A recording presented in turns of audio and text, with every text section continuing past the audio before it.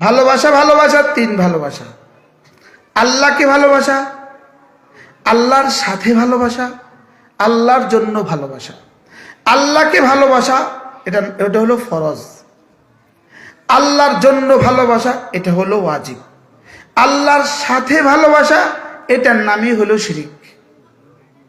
নাউজুবিল্লাহ বলেন। যেমন ধরেন, আপনারা উদাহরণ দিলে খুব সুন্দর বুঝবেন। 30 বছরের যুবক, 20 বছরের মেয়ে, বিয়ে হয়ে গেছে, দুজন দুজনকে ভালোবাসবে, এটা স্বাভাবিক। এখানে একে অপরকে অন্য কারোর জন্য কিন্তু ভালোবাসে না।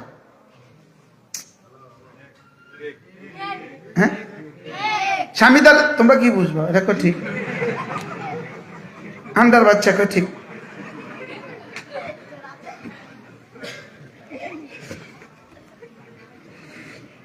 আশ্চর্য, চিন্তা করেন, আন্ডার বাচ্চা বলে ঠিক। মাশা, স্বামী স্ত্রীকে ভালোবাসবে, স্ত্রী স্বামীকে ভালোবাসবে, স্বাভাবিক। লেকিন এটা একে অপরকে ভালোবাসে ডাইরেক্ট। এখানে কোনো ওয়াসিতা নাই, এখানে কোনো অন্য কারণ নাই। এবার এই স্বামী এই স্ত্রীর আব্বা আম্মাকে ভালোবাসে, ভালোবাসে না? ভালোবাসে না? এটা কেন বুঝি না, এটা কেন? স্বামী স্ত্রীর আব্বা আম্মাকে ভালোবাসে কেন? স্ত্রীর জন্য। এবার স্ত্রী স্বামীর আব্বা আম্মাকে ভালোবাসে কেন? স্বামীর জন্য। এটা কি পছন্দনীয় না অপছন্দনীয়? কেন? তোমার জন্য। সুবহানাল্লাহ বলেন। তাহলে বলেন, একটা স্বামীকে ভালোবাসা, স্বামী স্ত্রীকে ভালোবাসা, এটা যেমন পছন্দের, এটা পছন্দের নয়, এটা অবশ্যই জরুরি, এটা ফরজ। এবার স্বামী তার স্ত্রীর আব্বা আম্মাকে ভালোবাসে, স্ত্রী তার স্বামীর আব্বা আম্মাকে ভালোবাসে, এটা স্বামীর জন্য স্ত্রীর জন্য, এটা পছন্দের। তবে এটা না হলে মহাভারত শুদ্ধ হবে না, এটা ওয়াজিব। আর ওটা যদি না হয়, বিয়ে থাকবে একদিন, বিয়ে সম্ভব। আর এটা যদি না হয়, গড়িমসি করে কোনো রকমে তোর দানে মধ্যানে চললো, লেকিন একটা মন কষাকষি হবে, ভাল লাগবে না, দুজন দুজনকে ভাল লাগে না। বাস্তব না বাস্তব বলেন? তাহলে একটা স্বামী তার স্ত্রীকে ভালোবাসা, স্ত্রী তার স্বামীকে ভালোবাসা, আর আরেকটা হলো স্বামীর জন্য কিছু ভালোবাসা, স্ত্রীর জন্য কিছু ভালোবাসা, এর দূর শেষ। এবার স্বামী যদি এই স্ত্রীর একটা চাস্ত বোন আছে 20 বছর বয়স, ওকেও ভালোবাসে, এবার বলেন না নাউজুবিল্লাহ, মানে কি এটা? ওর চাস্ত বোনকে ভালোবাসলে অসুবিধা কি? না না, এটা মানা যায় না। আমি কি বুঝাতে পারছি আপনাকে? এবার স্ত্রী এই স্বামীর একটা চাচাতো ভাই আছে 25 বছর বয়স, ওকে অনেক ভালোবাসে, নাউজুবিল্লাহ, এটা এটা এটা কি মানা যায়? তাহলে আপনি বলেন, এবার বুঝে বলেন, বুঝছেন সবাই? স্বামীকে স্ত্রী হিসাবে, স্ত্রী স্বামীকে স্বামী হিসাবে ভালোবাসা ফরজ। স্বামীর আব্বা আম্মাকে ভালোবাসা, স্ত্রীর আব্বা আম্মাকে ভালোবাসা, এটা ফরজ না হলেও জরুরি, ভালো, দরকার। এটা না হলেও অসুন্দর, এটা না হলে বিষয়টা সুন্দর হবে না। লেকিন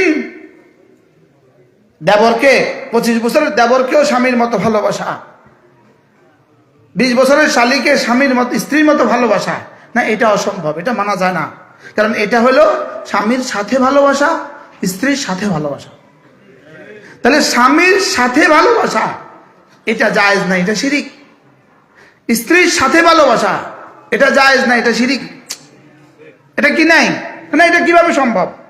তুমি তো স্বামীর সাথে আরেকজনকে শেয়ার করলা, তুমি তো স্ত্রীর সাথে আরেকজনকে শেয়ার করলা, তাহলে এটা যেমন শিরিক, এই জন্যই আল্লাহর সাথে কাউকে ভালোবাসা এটা তেমন শিরিক। আপনারা কি শিরিকের খোলাসা বুঝছেন আজকে? কি হয় এখন একজনকে ভালোবাসে, এই জন্য আল্লাহ যেমন দেয় উনিও দিতে পারে। কি ভাই, স্বামী যেমন দেয় দেবরও দিতে পারে। নাউজুবিল্লাহ বলেন না, তাহলে শিরিক হয়ে গেছে। এখানে আর বিবাহ থাকে না, এখানে আর বিয়ে থাকে না। এটাকেই বলে শিরিক। আল্লাহ যা যা পারেন, আল্লাহ যা যা পারেন বলেন, তার কাউকে পারা বলা, আর কেউ তা পারেন, অন্য কেউ তা পারেন এটা বলা, এটার নাম শিরিক। আল্লাহর সিফাতকে কারো সিফাতের সাথে মিলিয়ে দেওয়া, আল্লাহর সিফাতকে কোনো বান্দার সাথে এটাকে মিলিয়ে দেওয়া, অথবা কোনো বান্দার সিফাতকে আল্লাহর সিফাতের সাথে মিলিয়ে দেওয়া, এটাকে বলে শিরিক। আর আল্লাহর কোন সিফাতকে অস্বীকার করা, এটাকে বলে কুফরি। আল্লাহর জাত ও সিফাতকে অস্বীকার করা, এটাকে বলে কি? কুফরি। আল্লাহর জাত ও সিফাতের সাথে অন্য কাউকে মিলিয়ে দেওয়া, এটা হলো শিরিক। আজকের দুনিয়ার ইহুদিরা মুশরিক কেন?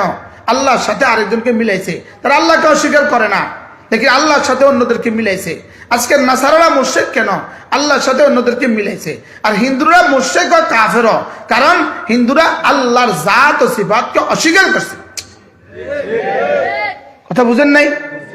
কিছু বৌদ্ধরা কি আল্লাহর জাত ও সিফাতকে অস্বীকার করছে, লেকিন ইহুদ নাসারা আল্লাহ জাত স্বীকার করছে, লেকিন দুনিয়ার কোন মাখলুককেও আল্লাহর মতো মনে করে। তাহলে কি বোঝা গেল বলেন? আল্লাহর সিফাতকে কারোর সাথে মিলানো, অথবা কোন মাখলুকের সিফাতকে আল্লাহর সাথে মিলানো, এটাকে বলে কি? শিরিক। এটা কি? তাহলে আল্লাহ পারে, এটা যদি এখন আমার পীর সাহেব কেবলা কাবাও পারে, এই হয়ে গেল শিরিক। এই হয়ে গেল কি বলেন? এই শিরিক আল্লাহ তাআলা মাফ করবেন না।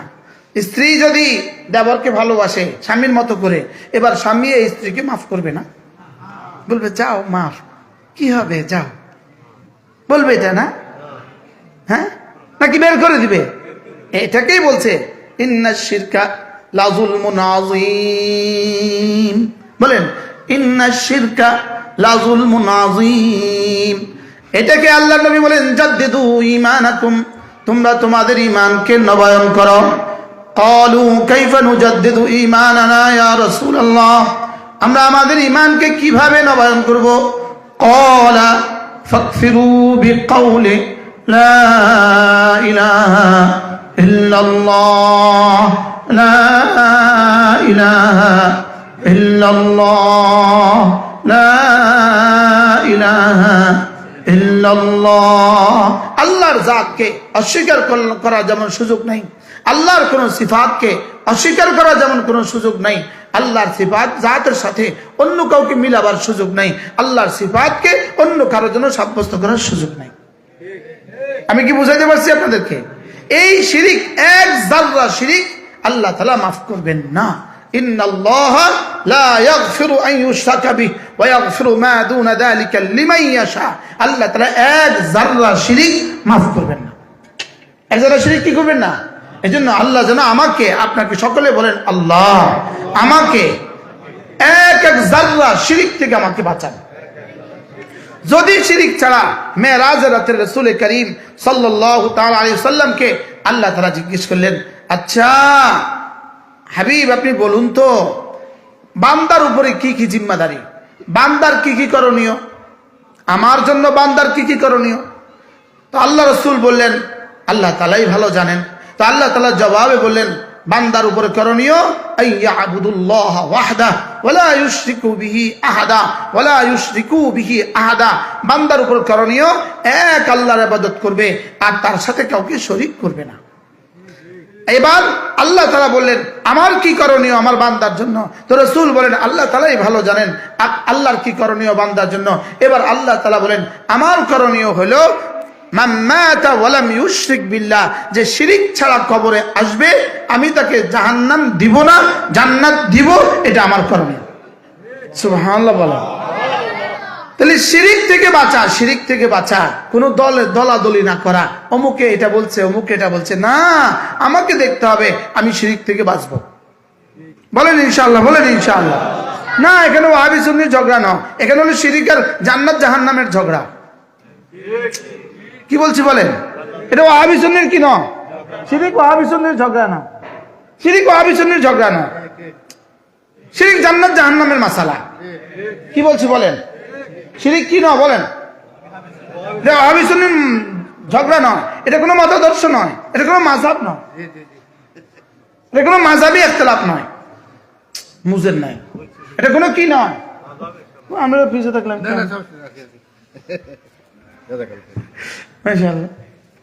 আপনার এখানে আসেন স্যার, না বলে কিভাবে কত বলি বল। আর তো ওই বেটার ওয়াজের মতো দেখা যায়।